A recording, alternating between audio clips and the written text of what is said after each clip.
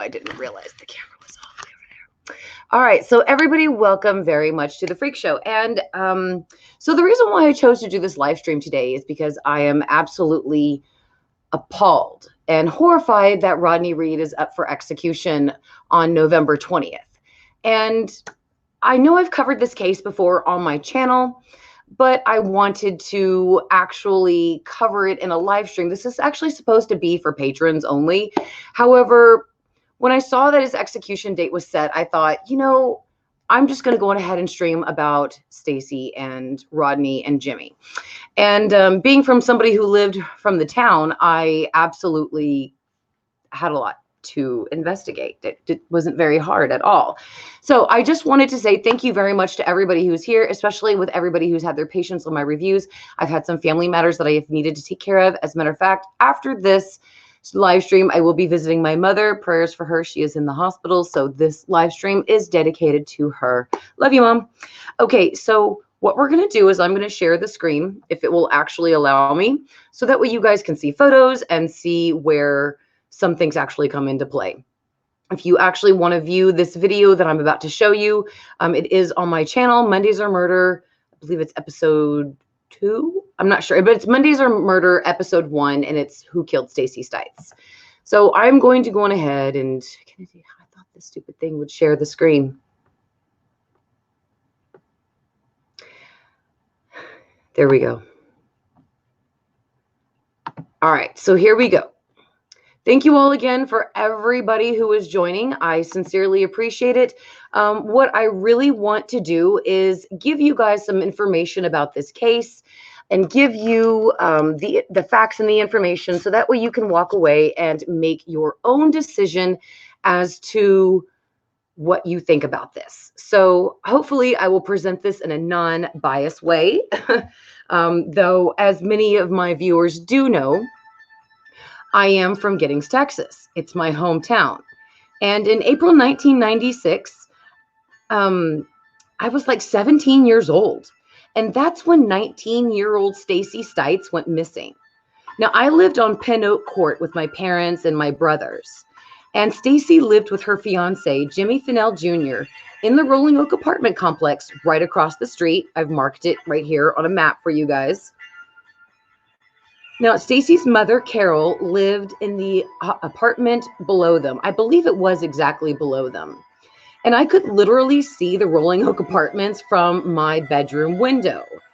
Now, I didn't know Stacey Stites personally, but I knew her fiance, Jimmy Fennell, who was a former police officer in Giddings. Now, for those of you who are not familiar with the city, Giddings, Texas sits in Lee County. And as of the 2000 census, the population consisted of 5,105 people. So you can see now how small the town is. That breaks down to 1,639 households and 1,125 families raised in the city. Now, I used to be actually one of those residents until I moved in to Austin in like the year 2000. But Giddings was founded in 1981, and it didn't become popular until the 80s when the oil industry literally exploded. And as a person who grew up in the town, I can honestly say that Giddings was a very safe and fun little place to live. You could fall in love and raise a family there. It was great. Very beautiful too and scenic. Major crime was very rare, and everyone did know each other and also their personal business. Now, as you can see on the screen, on the morning of April 23rd, 1996, Stacey Stites left her work for her home in Giddings, Texas. She lived in the Rolling Oak apartment complex with Jimmy, and she worked at the H-E-B in Bastrop, which is 30 minutes away, which a lot of us who live in that section understand that that's literally like a 25-minute drive away in between Bastrop and Giddings. Especially if you take the back roads, it's very easier. Now, according to Jimmy, which his timeline, don't forget guys, has dictated the entire investigation, Stacey allegedly went to sleep at 8:30 p.m. on the night of April 23rd, and he said that he stayed up watching a program about storms on the Discovery Channel. Now, he said he wasn't awake when Stacey woke and allegedly left the apartment around 3 a.m. So, again, nobody knows what time she left. He just guesstimated. Now, one thing is for sure is that Stacey Stites never showed up for her 3:30 a.m. shift. Carol, which is Stacey's mother, lived in the apartment below them, and she was called by Stacey's manager at HEB to let her know that Stacey never showed up. And that's when Carol shouted for Jimmy, and they called the police. Now, I sincerely apologize. I forgot that this video had pictures of the body, and I sincerely apologize. I forgot about that, and I meant to take those out, and I apologize. Just during the editing process and getting ready for this stream, they were forgottenly taken out. So I do apologize about the image that you just saw. But at 7 a.m., Stacey was reported missing, and at 5:20 a.m., her truck was found in the Bastrop High School's vocational office, and there was a piece of belt laying in front of her car, but there was no sign of her until they finally found her body at about 3 p.m. And of course, you can see right here in the actual photos, there was a lot of evidence that was ignored when she was found, such as the fact that Stacey had 5 small third-degree burns on her body, and her bra had been placed over one of the burns, meaning that she had them at some point and then somebody dressed her. So there was a lot of evidence that wasn't actually brought to trial. But the cause of death was strangulation, and the autopsy claimed that Stacey had been raped, though that has been disputed ever since the actual autopsy has been brought out. And as far as I know, that it actually has been changed. Now, as you can see, her fingernails were removed in between the initial discovery and before reaching the medical examiner, so they couldn't get any DNA from it. And let's see, obviously on here, Fennell could not prove his whereabouts, where he was, and that he was the last one seen with his girlfriend. So therefore, even though he couldn't prove his whereabouts, the police never searched the apartment that Stacey shared with Fennell. Nobody did. Fennell failed 2 polygraph tests, specifically when asked if he strangled Stacey. Now, 1 year later, Rodney Reed, 29, his DNA matched in evidence collected from inside Stacey's body. And when questioned at first, Reed claimed that he didn't know Stacey. Authorities speculated Reed intercepted Stacey while on her way to work, which means when she left the apartments that morning, and built their case around the DNA, which means I would have seen it if I was looking out my window at that morning, because I can see that driveway where Stacey would have left out of. So Reed went on trial in May of 1998, and at his trial, he confessed to an affair with Stacey Stites and claimed that the last time he was physically intimate with her was April 21st, but was just too afraid to admit it when he was confronted by police. He claimed that an affair with a young white woman engaged to a police officer had potential to become deadly if revealed, which he was completely right. Numerous witnesses came forward to corroborate Reed's claim of the affair. Even Reed's cousin, Chris Aldridge, provided Reed with an alibi of the morning of April 23rd and testified to walking to work with Reed at 5 a.m. And don't forget, Stacey's truck was found by 5:30. So the defense claimed that Jimmy Fennell discovered Stacey's affair with Reed and murdered her using the aid of off-duty police officers to cover his crime. Now, I agree about a lot of that, except for the fact of using the aid of the off-duty police officers. If I remember it correctly, my best friend's father was the police chief, and as far as I'm concerned, that would never have happened there. But I do believe that Jimmy did get aid from somebody.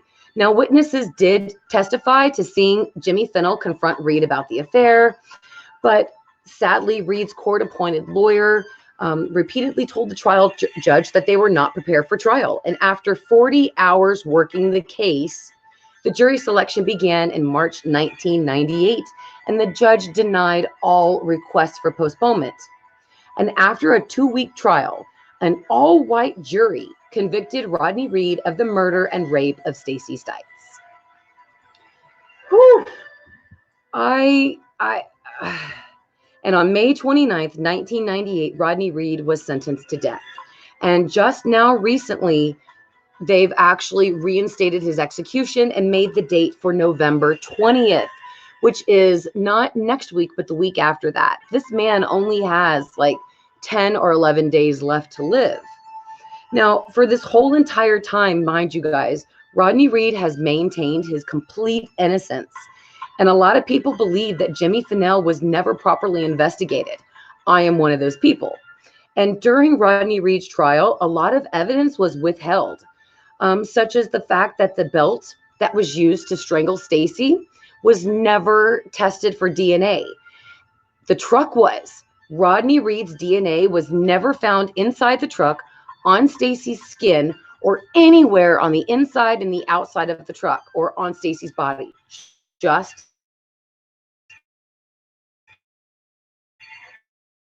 inside. Could Rodney have gotten away with the crime and been so smart? Doesn't really time before her death. Now, before Rodney Reed's trial, Jimmy Fennell had actually 3 separate incidents of alleged misconduct. One incident, Fennell asked a woman to meet him late at night with his fellow officer friend and neighbor, David Hall. And there were at least 2 latent prints on the truck of Stacey's truck that were never matched to Reed or any of the other suspects. There was also a single hair found on Stacey Stites' back that has never been matched to anybody, including Rodney Reed. Now, aside from that, there was a mountain of evidence found at the crime scene, and it was absolutely never tested. And 3 months after Stacey's murder, Fennell started dating another woman, and they were engaged to be married. She was my sister-in-law's best friend. And when she tried to break off the relationship, Fennell began to stalk and harass her, and that is 100% truth. In 1995, at a police crime training conference, Jimmy Fennell told a Dallas police officer that he would strangle his girlfriend with his belt to avoid leaving fingerprints if he ever caught her cheating on him. This is 1 year before Stacey died. Jimmy Fennell, mind you guys, has always denied killing Stacey. And in a way, with the hair not matching to him and neither the palm print, it makes me think that maybe he didn't, but maybe he knows somebody who did.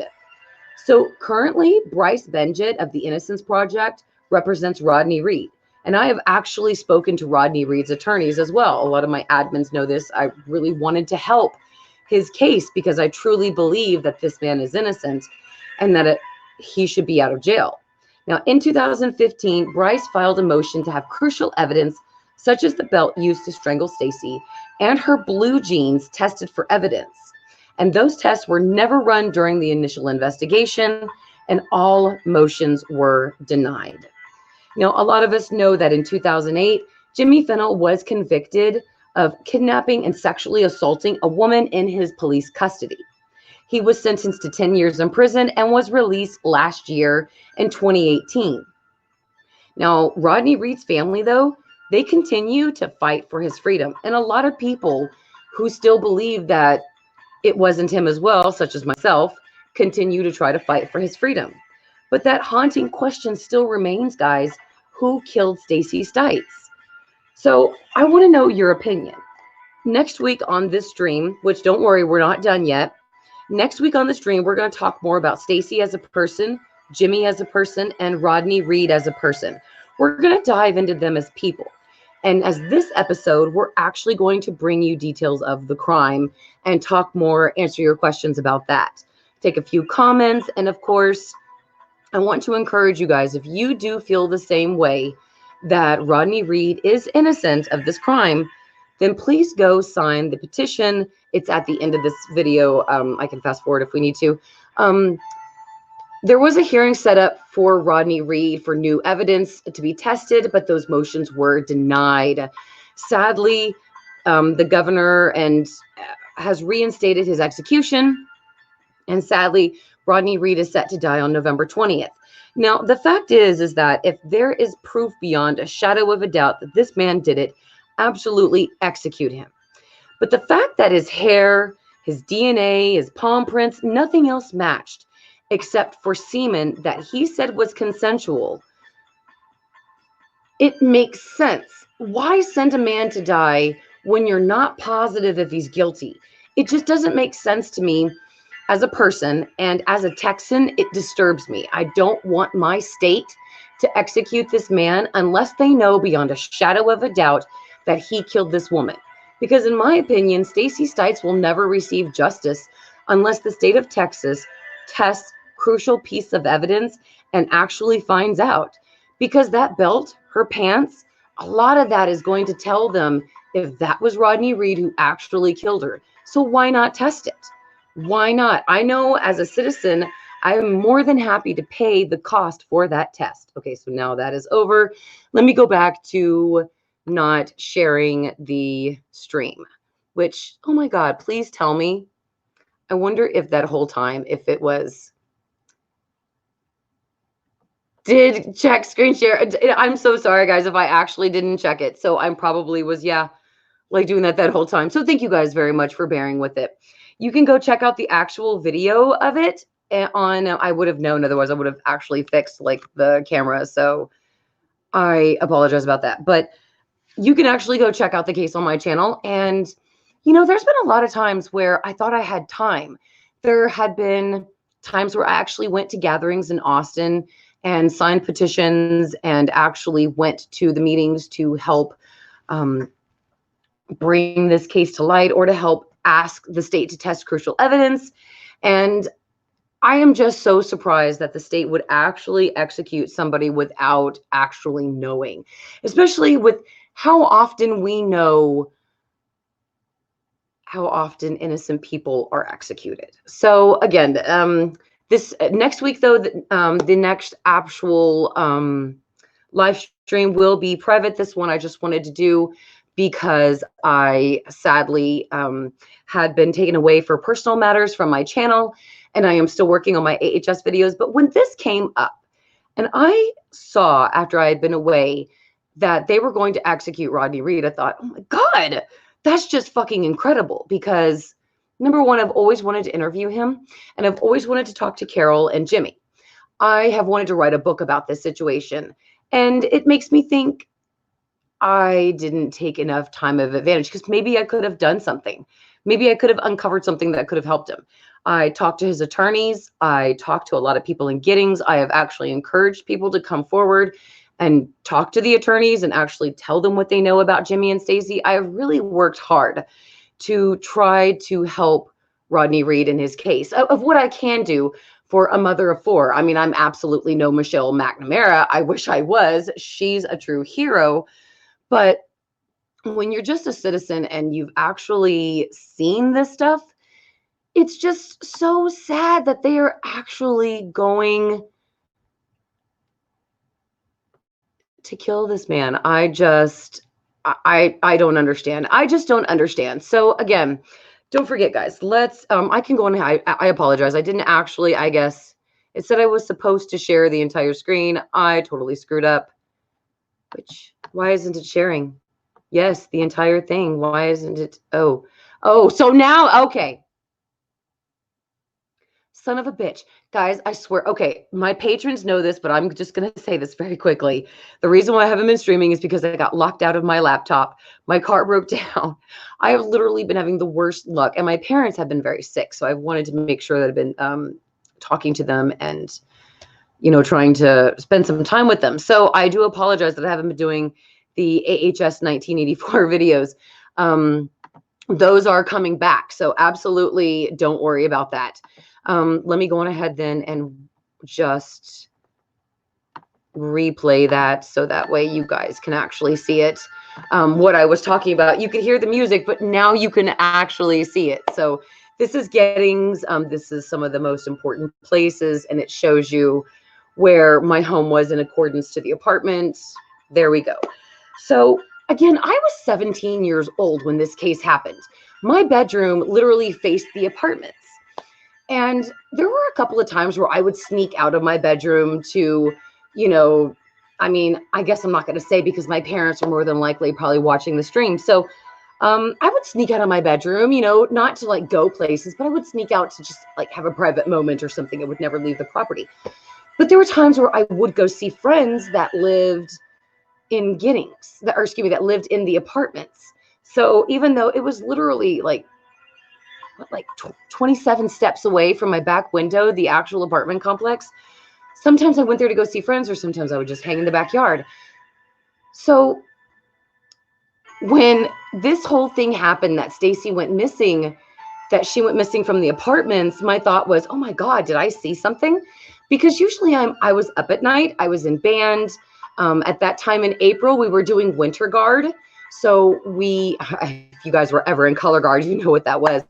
So I was doing Winter Guard. I was always up a lot, sadly, because I did a lot of Winter Guard during the day in practice. And then at night, I stayed up to watch horror movies and study. Certainly explains a lot, doesn't it? But usually I would stay up and pull all-nighters so that way I could finish homework or study. Because if you didn't pass, you couldn't do those activities. So it made me think, after Stacey went missing, oh my God, could I have seen something when, I was 17 and I just snuck out of my window that night just to maybe go hang with my brother, because he lived, I think at that time, in like the little garden shed that was in the backyard. It was badass. We watched The Exorcist 3 there that first night. That was badass. We were so scared. It was badass. Anyway, so I don't know what I could have done, but I thought, did I see something? Could I have been taken? Because immediately after that, it didn't take very long for for Rodney Reed to come out. It was like less than a year. So by that time, I was 18 and about to graduate from high school, and I had still snuck out my window. And so my mother told me, Mary, always lock your car doors, because that's how Rodney Reed got Stacey. And I thought, oh my God, that's horrible. And then I'll never forget somebody telling me that Rodney didn't murder Stacey, that Jimmy did. And I was shocked, because I was 18 and I kept my nose out of the big grindstone. And I didn't try to be involved in that kind of gossip in the town. I just wasn't my thing. I didn't want people to gossip about me, so I didn't gossip about them. So when I was just curious. I asked, well, who did kill her? When they said Jimmy killed her, I said, well, why? And they said, because she was having sex with a black man. And you guys have to understand, this was in 96. And even though we're very politically and racially advanced, thank God, for almost coming up to 2020, there was a lot of low-key fucking hatred in the Southern people in the 80s and the 90s, and even still now. And when that person told me that, chills ran down my spine, because I thought, oh, okay, that made sense. So then it came out that Rodney said he'd had an affair with Stacey. And when I read that in the paper, I thought, okay, well, here it comes. It's going to come out that she was murdered not by Rodney, but by Jimmy, because Rodney was having an affair with Stacey. And it never happened. And everybody kept, saying that Rodney did it. And I was kind of standing back like this 18-year-old kid, like, what can I do? What can I say? I only heard what I'd heard through the citizens of Giddings and Brenham and Bastrop, surrounding cities, Caldwell, Lexington. A lot of people in the surrounding cities, Bastrop, they all knew about it. So it was not something that a lot of people, were shy of. It's just that when they convicted him and put him to death, I'll just never forget being so sad, because I thought, how could they do this to this man? How could they blame this murder on him? And that's what actually kind of kickstarted a little bit of my true crime love started before that, but that's what really kickstarted my involvement in them. I'd always kept an eye on the Rodney Reed case, and I always knew that if there was anything I could ever do to help the case, I would try to. And when the lawyer for Rodney Reed's defense contacted me, he saw this actual video that you're seeing, and I had actually made some comments on some Facebook pages about it. We had talked, and I started going back and talking to people in Giddings and encouraging them, look, this guy's about to be executed. And this was before they set the November 20th date that I was talking to the attorney. Now that they have set it, I actually want to contact him and ask him if he'll come on this stream with me next week. And maybe we won't do an unlisted stream. We'll do a public one, and I can just video Skype him in like I do with my guests for Beyond the Horror.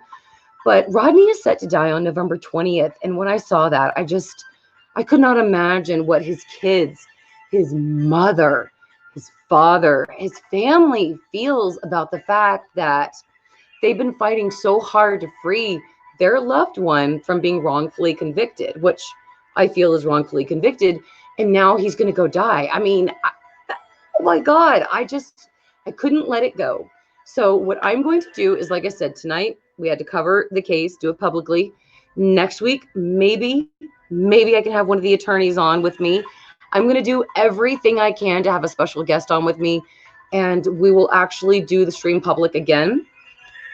But it's my intention to bring you guys information, to get you aware of it, to go look at the case for yourself. You can only obviously hear the facts that I presented to you. There are so many other facts in this case that it would literally take a 2-hour live stream just to give you just those basic facts of like the case, the jury, the actual I'm losing my words. I'm so sorry. Things are I'm just still so appalled by this.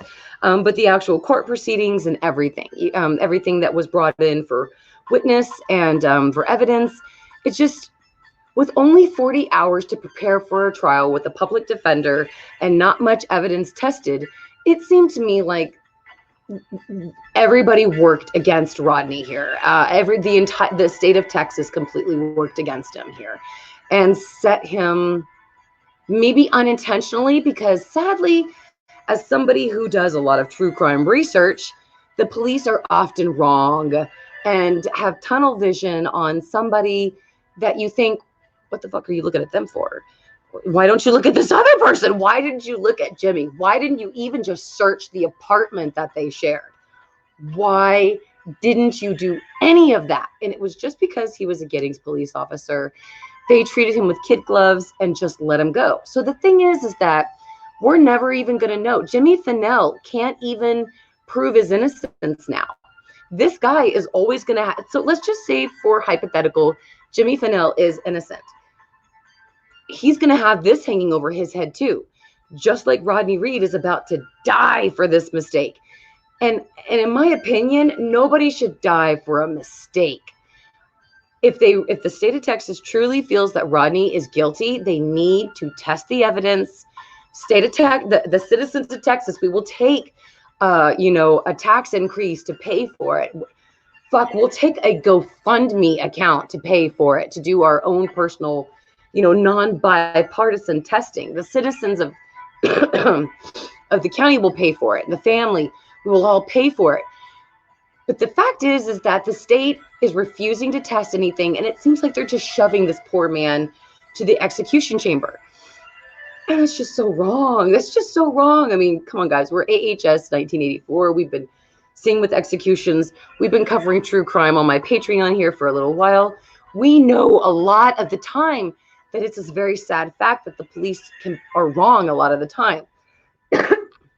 Excuse me. And it's nothing negative against police.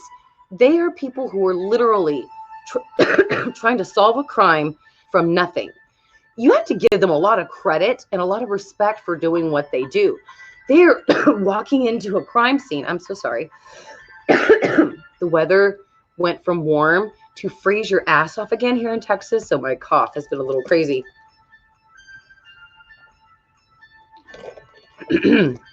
I'm sorry. I know I was bitching about the state of Texas and testing Rodney Reed, but in my opinion, they just are pushing this poor man to the execution chamber, and they're not going to find out that he's innocent until maybe many years later when it's too late, and his family has to go through all this. And can you imagine the mental turmoil of being on death row and knowing that you're going to die, that your fucking days are literally numbered by the state of Texas?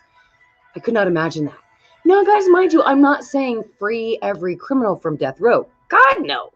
If they did the crime, they need to do the fucking punishment. But here's the fact here. There's a lot of evidence that proves that Rodney Reed is innocent. He has an alibi. He has a witness. He has family to corroborate statements. He has people to corroborate that Stacey and him were having an affair. He has people to corroborate that Jimmy knew they were having an affair, and Jimmy confronted Rodney in Bastrop. That's another fact to report that I sadly don't have time for. Yeah, there was witnesses who reported that Jimmy threatened Stacey to kill her. That's actually new evidence. So please excuse me. That's new evidence. I probably might have looked at this wrong. So please, let's back up there and let's not take that. Let's just not even speak with that, because I don't know if that's 100% positive. I haven't confirmed that with the attorneys. It could be just a reporting error. So let's just not even say that that happened. I don't like giving anything other than facts here. And the fact is that the state of Texas is going to execute somebody that more than likely is innocent. And that pisses me off. I'm a big advocate. I'm a big advocate for men, women, and our rights. I am a feminist, but a true feminist advocates for women and men. A true feminist is not a man hater. So I hope a lot of people just get that out of their heads. I'm an advocate for everyone. And I just, again, if there was pure evidence out there, pure DNA evidence that said Reed was in the car, his blood was in a cut or something, just, there's got to be one thing, one matching thing. And if they don't have it, how could you put somebody to death? And it's like our criminal justice system is literally built on failure, is built on a broken foundation. And I've noticed that a lot. In investigating a lot of these true crime cases with my patrons, and reading a lot of my true crime books. They're not behind. I was actually about to look and show you, but they're not behind me. It's just my VHS collection and my first edition SKs. But guys, please, if you truly believe that Rodney Reed is innocent, please go and sign the petition. On that petition as well, if you scroll underneath in the make calls, you can actually learn how you can make calls to the governor, to the lieutenant governor. You actually can get the phone numbers, and it tells you what to say and what to do. So that way, because for me, when I first called, I didn't know what to really say. I didn't know how to tell them that I was calling because I did not want them to execute Rodney Reed. But it's all right there. It's like in a little form. You can just read it off to let them know. They take it down. They make note of it. And as long as our politicians know that their constituents don't want this to happen, they will either stay his execution, which means to prevent it, which means they'll hold it off for a little bit longer, or they will agree to test evidence. So in my opinion, oh, I got to show you guys something. Hang on. If I could just push it back. Hang on one second. I have to show you guys something. Let me stop with the screen share, because there's something really badass that Austin did that I have to show you guys. I'm sorry, I'm in my red polka dot pants. Hang on. I was just reading it yesterday. This was last Thursday's Chronicle for Houston.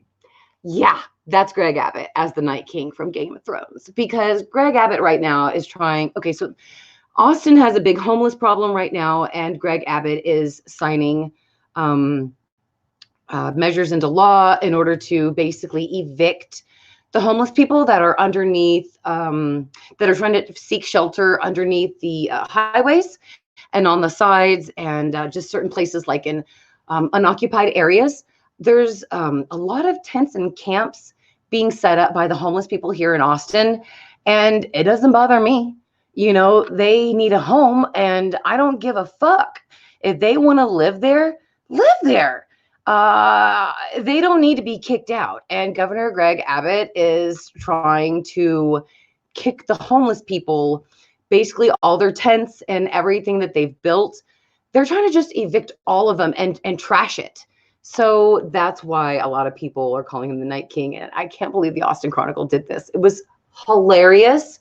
And sadly, this also makes me think that Greg Abbott will never, ever, ever listen to anything we have to say when it comes to Rodney Reed. It's just when you don't have faith in your politician, but you do have faith in other people, it's just what's sad. I mean, I have a lot of faith in Rodney Reed. I always wanted to go meet him. I have a long list of questions that I wanted to ask him because I wanted to write a book on this case. I've always wanted to write a true crime novel. And I thought, there absolutely isn't one that I could write on that I would absolutely be so close to. And then I realized, yes, there is. There's this case. For God's sakes, this happened in my backyard, literally. So I thought about writing a book on the case. And it's just really sad that I never got to meet Rodney or meet him in any way. I just really hope they stay his execution. Like I said, by all means, if the person is guilty, it's beyond a shadow of a doubt. DNA, witness, they are guilty. They confessed everything. Like Richard Ramirez. Richard Ramirez had absolutely no problem saying, I am guilty. I did this. Hail Satan. He had no problem being the disgusting human being that he was. Okay. So those guys, yeah, execute them. Take them right out the back door, put a bullet in the brain, send me the bill for the gunman and the bullet, and I'll pay it every time.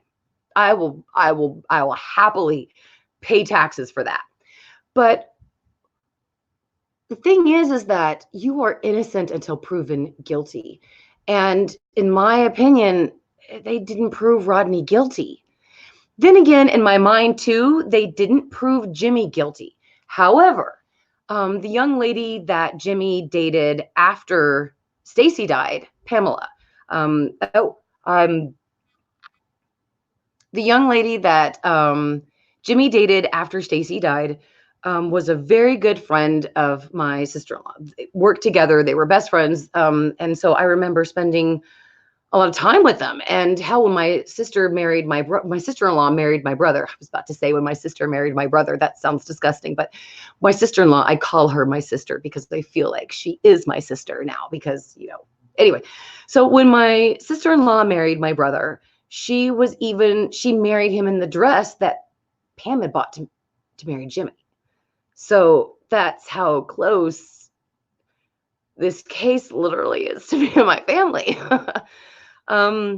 So when she started dating Jimmy, everything was great. And I remember too, meeting her and Amy together at the store where they worked together and her telling me about this new guy she was dating. And Amy pulled me aside and said, it's Jimmy Fennell. She's dating Jimmy Fennell. And I was like, oh, doesn't she know that everybody in the town says that he killed his girlfriend? And that's literally true. Even the prosecuting attorney for the city of Giddings, his name is ironically Stephen King. He even went on the news station and said, I firmly believe Jimmy Fennell killed Stacey, not Rodney Reed. I think the state has made a mistake. He wasn't the prosecuting attorney for the case, though. The case was prosecuted in Bastrop, so Stephen did not prosecute the case. And he's always been a very fair, logical, kind man, as far as I can remember. His sons, I went to high school with this man's sons, and his sons were incredible. They were the most respectful men that you would want your daughter to literally marry and date. So even he thought that Jimmy Fennell did it. But the thing is that, my sister-in-law said that she knew all about it and that it was okay. And, she didn't believe any of that. So this young lady had 2 children from a previous relationship. So I thought, okay, well, hell, I'm 8, I guess at this time, I don't think Rodney had been brought up as a suspect yet. So I'm just not positive. My memory gets a little fuzzy in between that year of when Rodney was actually announced and when Stacey had died. So, anyway, when I found out that they were dating, I thought, okay, well, if she thinks it's okay, wow, maybe Rodney really did maybe he really did do what the police said he did. Because if this woman with 2 kids who I respect and admired, if she didn't think that Jimmy killed Stacey, then maybe there's something that I'm missing. So I just went on my merry little way until my sister-in-law told me that her friend broke up with Jimmy. And I thought, oh, wow, that's really sad. And she was like, no, girl, it's a good thing. I got to go over there. I got to make sure Pam's okay. Shit, I did it again. I think even one time the woman went to my sister-in-law's house and maybe spent the night with her and the kids all together because she was scared of Jimmy, because he had allegedly, this is something that I did not hear from the new girlfriend, from the woman. This was something that I heard from someone that she told. And allegedly, the girlfriend, Pam, I'm so sorry, I kept fucking saying it, and I might as well just fucking let it out. She allegedly told someone that Jimmy started to become jealous and kind of like mean. Maybe mean is probably like one of the best ways to say it. And then it just moved into, she started to get scared. I don't ever know if he hit her or if he hit her kids. I have no idea. That was none of my business. But I do know that she got too scared of him and she called off the marriage. But at that point, she had already bought a wedding dress. They had already picked out a venue, and she called off the wedding before they got married, and he didn't take it well. He started to stalk her heavily, and he would do it with the police officers that he worked with on shift. So she got even more scared because it was almost like it was sanctioned. So there were times where she would go spend the night at other people's places that he wouldn't think to look for her, because sadly he did go, if I remember correctly, and I'm not positive if I do, I think he went to my sister-in-law's house that she and my brother lived at one time when the ex-girlfriend went to go stay there with the kids. So anyway, it's just after their breakup and his stalking of her, a lot of things came out about Jimmy, that he did this to other women, that he literally hit other women, and that I think, I'm not positive, but allegedly Jimmy also dated other women while he was engaged to Pam. So it seemed like, he was a big guy and he was charming. I'm not going to lie. I've talked to Jimmy Fennell.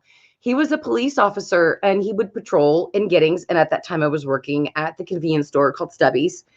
And he was a nice guy. He would come in, and I always felt a little off about him because he was just this big, bald guy with these menacing eyes. It just seemed like when he was looking at you, he was trying to see into your soul. And it was just so concerning, But again, he was a nice guy. He was charismatic. He would come into Stubby's, I'd get him ice cream or give him free drinks because him and his partner, they were patrolling. And that would work to my advantage because I wouldn't get out of the convenience store about 2:00 in the morning. And it's very rare that Giddings had crimes, but it didn't matter. The fact that police officers would sit outside of the convenience store and make sure that I made it from the front doors to my car safely was a big bonus for me and my parents, especially I'm an 18, 19-year-old kid at this point, and police officers are looking after me, for my job that I'm working to pay for college. So hey, Kenny, what's up, Melinda? Maisie, oh, Maisie, it's so great to have you. Jacob the Snake Up asked, hey, Mary, did you see that Dead Meat is Kill Counting Slumber Party Massacre? Yes, I did, Biz. I saw that. I love it, and I have it on Blu-ray around here. And if you guys haven't seen, too, I can't wait. When we start, after AHS ends, we're going to talk about the Ramsey book. Because don't forget, after American Horror Story Season 9 ends, we're going to just wrap up things with that. And then we'll start going back to Patreon True Crime Friday nights. And I can't wait because I am halfway through this book. I've been waiting to read it. I finally got a copy of it on Half Price Books, and I'm halfway through with it. And I can't wait to talk to you guys about it because, in my opinion, you don't really know a lot of the case unless you hear from all sides. And I've read a lot of the police reports, a lot of the police observations, interrogations, and things like that. And I'm just trying to compare a lot of the case to what John and Patsy are saying in the book and try to get some things straight. And so, yeah, it's just, I've always felt that they never did it. And I'm always glad that I went with my gut that these two people were innocent, because when you read this book, you realize they had nothing to do with that. And it's just the fact that the police were the same way. They had tunnel vision. They practically convicted these two people on no evidence whatsoever. There was no DNA evidence. The evidence on JonBenet, on her clothes, the hairs, the fibers, none of them matched any of the family. And still the police got together, a grand jury, to indict these people and their son, their 9-year-old son. a 9-year-old kid. Fucking really. Because DNA evidence did not match them. Give me a fucking break. I'm sorry, but there are so many great police officers out there that really do their jobs, that work hard, that really fucking take their trade to another level and find these killers. And then there's some others that are just shitty at their job and they just develop these tunnel vision and they just think, oh, this happened and that kid was in the house. It was the parents. So anyway, no worries. We'll talk about the JonBenet case again. We've talked about it before already on Patreon, but that was before I had read the book. So I can't wait to finish it up and talk to you guys. So again, don't forget next Friday, we're going to do one of these again. And Beyond the Horror is coming at you guys as well. I am just conferring with my guests. We're just putting all of our schedules together, making sure that we can live stream. And of course, sadly, my mother is really extremely ill right now. So I need to focus my attention on her and my family. So I do apologize, guys. The video reviews are going to be up this weekend. Beyond the Horror, we are going to start streaming probably on Sunday for episode 7. And then, of course, episode 9, we will stream Wednesday night. I'm thinking of doing a part 1 Wednesday night and a part 2 Thursday night. So I'm just going to be talking to everybody. We're going to have it all planned out for you. And of course, hopefully next Friday, I hope I will have somebody to guest on this live stream. Hopefully maybe one of Rodney's family. I have even been trying. I've tried once, but sadly it was last year when I was sick and I didn't know that I had arsenic poisoning. I tried to get in touch with Carol Stites because I had a list of questions that I wanted to ask her because I read her testimony. I had read a lot of things that she had said and how she believes that Rodney did kill Stacey and that Stacey was not having an affair with him. And there were things that she said about that morning. There was just questions I wanted to ask her and be respectful to her because this woman lost her child. And I just always wanted to, maybe it is time to write that book. Maybe after AHS is over now, maybe I should just shut some things down. Not the channel, mind you, not the channel. But maybe I should just shut some things that I'm working on outside of the channel down and just focus on the book. Because if Rodney's going to be executed, oh my God, somebody has to tell this truth. Somebody has to at least get this case out. And sadly, hopefully it's not, sadly, it's probably too late, but when a major Austin publication publishes this about your governor, your chances for a stay of execution or any kind of prayer or hope for non-execution is highly limited. And it's just really sad. It's just really sad that politics gets in the way of our justice system. And no longer is it that you are innocent until they prove you guilty, but you are fucking guilty. If the police think you're guilty, you're fucking guilty. And you have to prove to a jury and a judge and the police that you are innocent. And that's the thing. Rodney couldn't prove, I guess, to their capabilities that he was innocent. They couldn't prove his guilt and he couldn't prove his innocence. So a jury of all white people fucking convicted him. It's just one of the most wrongful things that has happened, but yet that's brought to light. There are so many other terrible things that have happened in Texas and to so many colored people that it's just ridiculous. But, we're trying to take them one at a time. So, all right, guys. So that is the end of the stream. I want to go on ahead and take a couple of your comments, answer a couple of questions. And then, of course, I will post some updates for you guys, like on Twitter and stuff, to let you know if I'm going to have a special live guest next week. Again, because I personally speak to some of the attorneys. It's been about since September since I last spoke to the attorney. But I have their personal cell number. So hopefully I can get somebody to come on the show, educate us and answer some questions. And if that happens, I will be taking your questions on Twitter to ask him once he gets on the show. And like I said, I know I'm not some big major podcast, but if I can do anything to maybe have this podcast reach the right person who could help Rodney or help Stacey's mother, I do it. I'm doing it. I'll do it. Absolutely. Because Carol Stites deserves to know who murdered her daughter. And Stacey deserves to have peace. And if Rodney didn't do this, he deserves to be free. And the person who did it should be in jail. So that's just my soap opera. It's been like 25 years, like 24 years since this case, 2023 maybe. And it's just insane. Yeah, American Crime Story, absolutely. So yes, don't forget to sign the petition, guys, for Rodney Reed. There is a link to it in the description of this video if you agree with it. If you don't agree with it and you don't want to sign it, no worries. I really appreciate you just for even coming over here and listening to this live stream and even just hearing what I had to say about the case. Let's see. Maisie, it's so great to see you.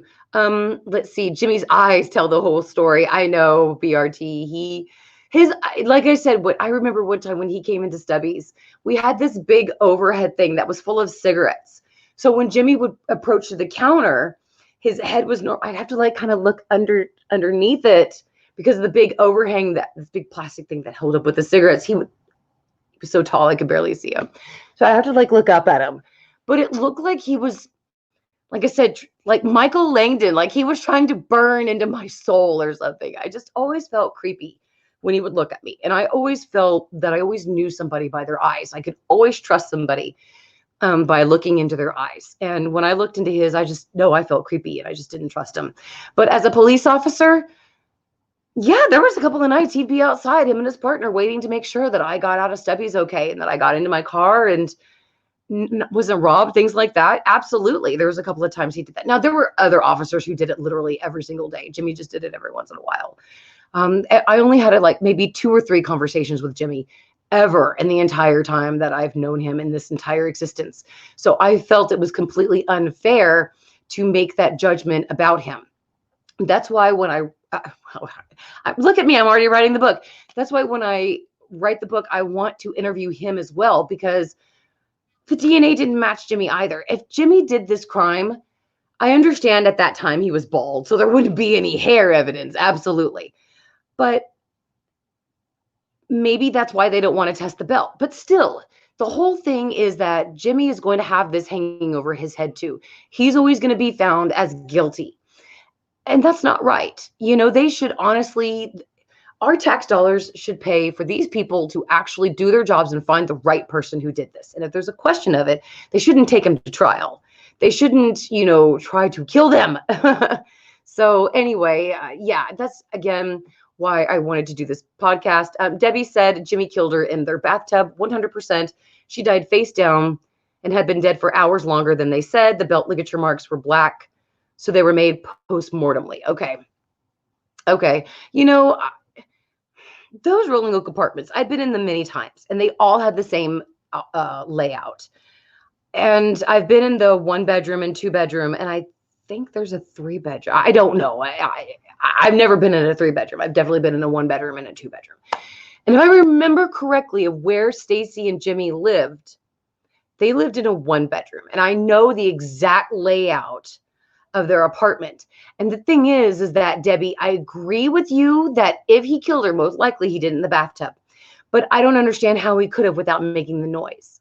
Those apartments, and you would only know this if you had, I didn't live there, mind you, but I had been in there. I've been in those apartments many times, and in various ones, you can hear when somebody drops a pin, on the floor above you. You can hear when someone walks across the floor. You can hear when somebody is having an argument with their spouse. You can hear that kind of stuff. So if, in my opinion, if Jimmy killed Stacey there in the apartment, somebody would have heard it, because there were neighbors on each side and Carol lived right below them. I honestly think somebody would have known. I think he took her out of the apartment and killed her out of there. Personally, that's if he did it. That's just a theory.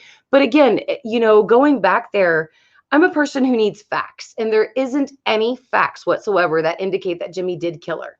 However, he did say that he would kill his girlfriend by strangling her with the belt if he ever found her cheating on him. He failed the polygraph test, and it's been proven that he knew about her affair with Rodney Reed. So there's evidence to make me suspicious that he did it. Yes. However, I'm not a judge and a jury. I'm not going to convict somebody. And what the fuck? My opinion doesn't matter for shit. What matters is an actual jury of Texas that was supposed to be of fucking Rodney Reed's peers, supposed to sit down and logically look at this. logically look at this case, at the fact that there was no DNA evidence, none of his evidence on Stacey except for inside, which he claimed was consensual, and what is corroborated by people who saw them and saw the relationship. Even, and if I remember correctly, even one of Stacey's own cousins knew that Stacey was having the affair with Rodney. I don't think they were like a couple, mind you, but I think it was just like this. Stacey was kind of like sad and like locked in this relationship with Jimmy, and she was going to marry him. And so I guess she was like, just like Rodney was just like a friend, and they just like had sex a few times, like for comfort, because she felt like kind of locked in, I guess, with this abusive guy that she knew she wasn't going to leave. I mean, I don't know. I think that's what her cousin was portraying. To me, of what Carol and her family described about Stacey, it just didn't make sense. So, like I said, it's really, really hard to get a sense of who to believe here. And that's what the police have to go on. They have to go on what cousins, parents, sisters, brothers, nephews, uncles, roommates, they have to go on what all these people say on who supposedly knew Stacey. And that's just hard information to decipher. And I certainly don't envy any police officer that has to go through that. However, if you're not positive that they did it, don't convict. So, and even if he's taken off death row, he could still be stuck in there, says Alicia. Absolutely. I don't. Yeah. And Debbie says, right upstairs from the mom. I don't trust her either, clutching her Bible. Well, Debbie, I trust a lot of what Carol says because she loved her daughter. And in my opinion, I don't think that Carol is one of these people who was going to say Jimmy didn't have anything to do with it because she's scared of him. And yet she really felt that he did. I don't think that she's a woman who's going to turn a deaf ear towards what really would have happened to her daughter. Now, I think she would definitely turn a deaf ear if she found out the truth that her daughter had been having an affair with a black man. Absolutely. But from what I've gathered from Carol and her testimonies and her interviews is that she really is just this broken mother who said goodbye to her daughter one night and never saw her ever again. And I could not imagine being in her shoes. I could not imagine being in her pain. And in my opinion, her intentions here, maybe they're misguided. Maybe she doesn't understand that she's kind of hindering by not maybe facing the truth about, some things.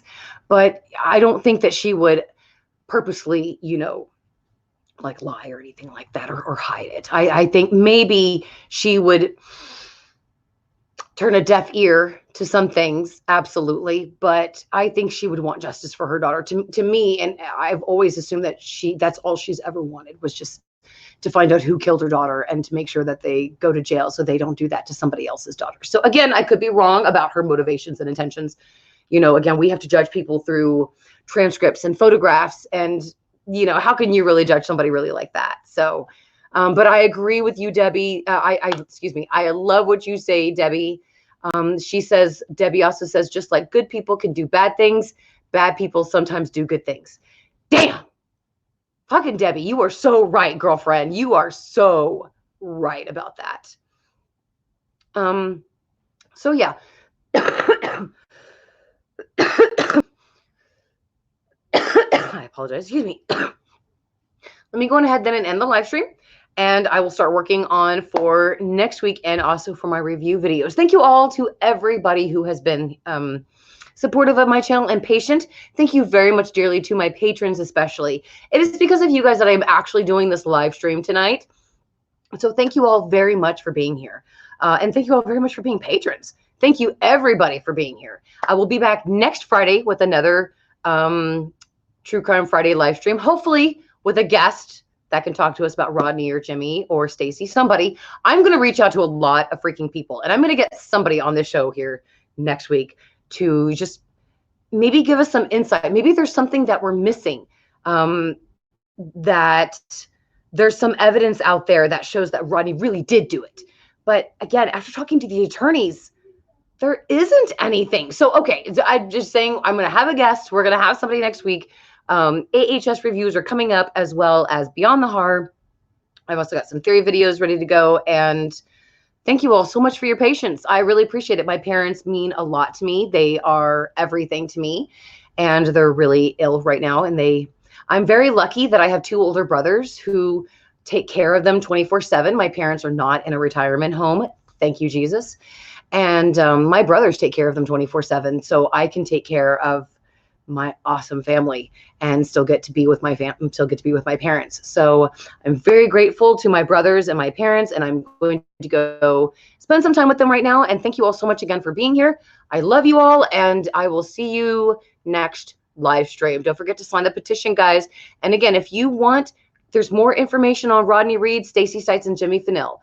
Just search it out on Google. You will find a lot of information and judge it for yourself. I encourage you, make your own decision. Do not listen to any of my judgments. I have my own opinion. You have yours, darling, and I certainly respect it. Thank you all again. You are awesome, and I will see you next stream.